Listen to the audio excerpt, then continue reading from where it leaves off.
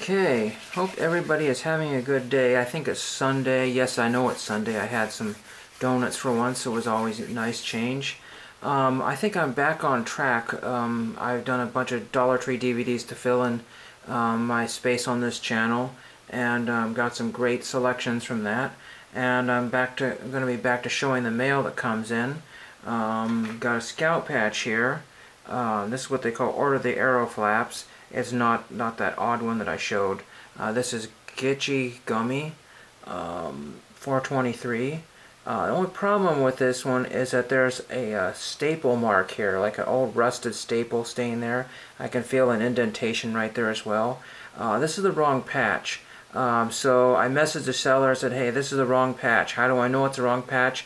Because the 423 was in white on the picture that was shown. So I said, is this just the wrong picture, or is this the right patch wrong? So we'll see what happens. It was only $3.50 free shipping, and I got another patch with it. So I don't have that one to show, but that one was just fine. So that has to be worked out. Starting a new binder. Yes, another new binder. But I was looking up some cards. I got a few on the way here, and what I mean by a few, there's a whole bunch, 15 or 20 autographs that are probably going to be here in August, so it's a long-term investment type deal there, but they were just practically free by the pricing that I was getting for those. But this is my new Certified Autos binder. I know I have a lot more that's in here. I just can't find it. I'm going through every binder and card box and whatever and trying to compile things into like collections. But this is really cool. These are all my certified autos that I could find at the moment. And these are like all the ones with the white space in it. So if you understand what I'm talking about, this is what I put in here. I've thrown in like some younger actor ones right there. You know, Robbie Rist. You know, he's the guy that broke up the Brady Bunch. Michael Welch on Star Trek, just to name a few. JAG cards are actually fairly popular, sometimes hard to find. At one time they were hard to find. The Military Connection, I think they probably collected those. And here's a really cool one, General Moon from Die Another Day. I forget what his name is, and a couple of Game of Thrones one. I think Ed gave me that one. I'm sure I have more than just 2 Game of Thrones cards, but where the rest of them are, I don't know. Candy Clark, Doris from Twin Peaks. Candy Clark was in American Graffiti, so that's why I had to have that one. These things were things that in the old days I would do auctions, because that was where you're best. You got outbid out of probably 9 out of every 10 auctions and lost. But for every 10 or 20 auctions you won one, and sometimes you got a steal, and sometimes you paid darn near what they were asking for. Buy it now, but saving a few cents back when I got some of these, like these, Tyler Posey and Lee Thompson Young. Tyler Posey became very famous, and Lee Thompson Young has since deceased. So those were 2 cool pickups from many years ago. I think Posey's probably like a $40 card now. I haven't looked that up in many years. Here's another couple. I've showed these before. Angela Scalar. She's since deceased from some sort of self-inflicted something or other.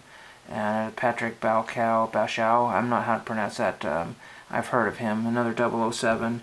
I'm noticing an influx of Upper Deck autographed non-sports cards, and some of those are going for peanuts if you know where to look.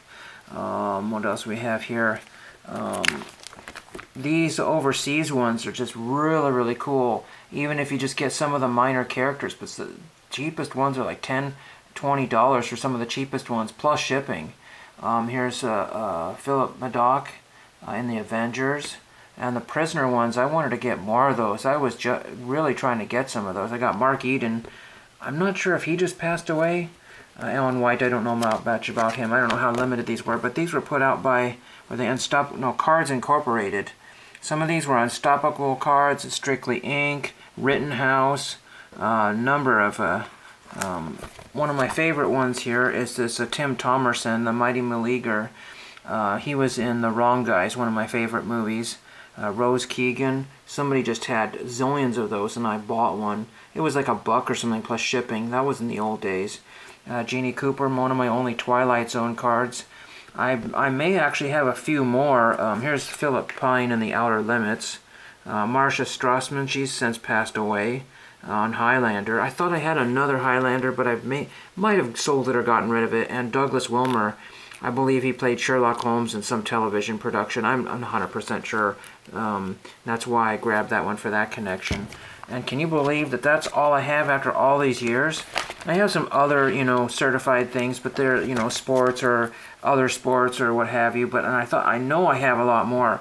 There are some that will not fit in this binder that are majorly thick cards. So I try to buy the thin stock cards here. But look out eventually for more of these 007 cards.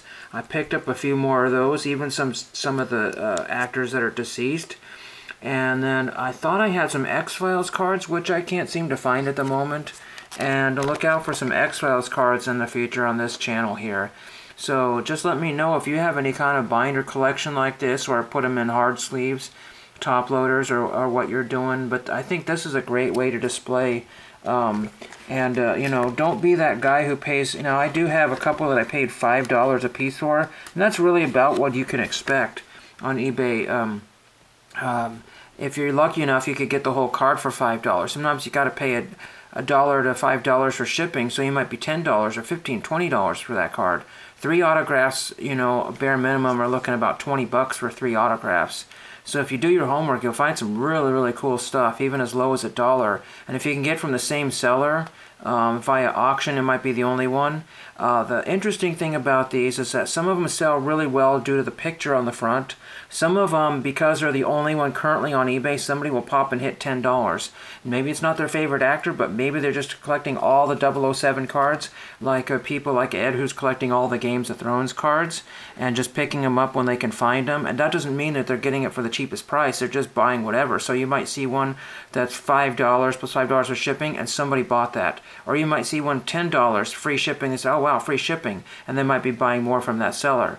A lot of these things are overseas, and with the overseas cards is that you'll see one for $8, which is not a terrible price, but then you'll see like $13.75 or even $20 for shipping, and then that will have sold, because maybe in the UK they're just buying from the UK right now and not buying anything from USA due to the current situation. So there's a lot of factors on why people are paying more than they really need to. Sometimes there's some websites there that have COMC that are not shipping right now, but they might have, and then you look on COMC on eBay, and that same exact card will be $2 or $3 or $4 more. Just on eBay, plus the $5 for shipping, $4.99. So just let me know again what you've been collecting in the non-sports autographs, and thank you for watching.